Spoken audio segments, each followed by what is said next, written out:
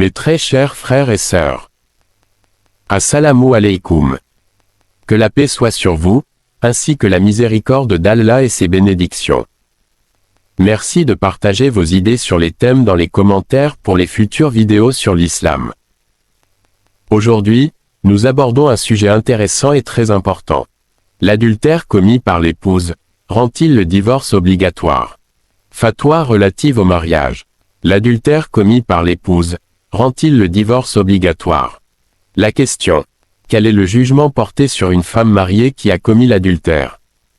Et son mari, est-il enjoint de la divorcer dès qu'il soit au courant du fait? Dans le cas où il refuserait, est-ce qu'elle restera avec lui alors qu'elle le hait et ne supporte pas de cohabiter avec lui? La réponse. Louange à Allah, Maître des mondes, et paix et salut sur celui qu'Allah a envoyé en miséricorde pour le monde entier. Ainsi que sur sa famille, ses compagnons et ses frères jusqu'au jour de la résurrection. Ceci dit, dans la charia, il est connu que si l'un des deux époux commet l'adultère, il sera obligatoirement lapidé. Néanmoins, si la lapidation n'est pas exécutée, faute de conditions, alors l'acte de mariage ne s'annule pas à cause de l'adultère que commet l'un des deux époux. En effet, un péché pareil ne rend pas l'annulation de l'acte de mariage obligatoire. Qu'il soit commis avant ou après la consommation du mariage. Ceci est l'opinion adoptée par tous les ulémas. De plus, ce péché n'est pas comme el-lian, 1. Qui nécessite que la femme soit séparée de son mari, si celui-ci l'accuse d'avoir commis l'adultère. Car el-lian implique l'annulation du contrat de mariage sans que l'adultère ne soit commis. Et ce qui prouve que l'adultère n'est pas confirmé, dans le cas d'el-lian, est que la femme est ordonnée de faire l'attestation, qu'elle en est innocente.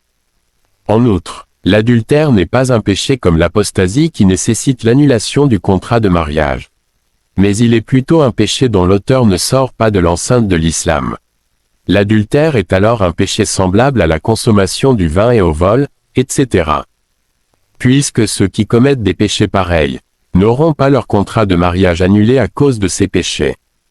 Par ailleurs, il est recommandé à l'homme de se séparer de sa femme si elle commet l'adultère en la divorçant. De peur qu'elle ne porte atteinte à son honneur en lui attribuant un enfant qui n'est pas le sien. Cependant, s'il décide de la garder, il ne doit pas avoir des rapports avec elle qu'après s'être assuré de la vacuité de son utérus, c'est-à-dire une fois qu'elle a ses règles. Suivant ainsi le hadith dans lequel le prophète dit: il est interdit à celui qui croit en Allah et au jour dernier d'avoir des rapports avec une femme enceinte d'un autre homme. 2. Du reste, si la femme ne supporte plus de cohabiter avec son mari à cause de l'aversion et de la haine qu'elle lui éprouve, et voit que l'atmosphère dans laquelle ils vivent ne cesse de s'envenimer à cause de la discorde qui rend leur vie conjugale inarrangeable, et craint qu'elle pourrait désobéir à Allah à l'égard de son mari. Pour toutes ces raisons, elle pourra se séparer de lui en lui octroyant un don, c'est-à-dire qu'elle se délivre de lui en restituant ce qu'elle avait pris de lui au nom du mariage, pour qu'il mette fin à leur relation.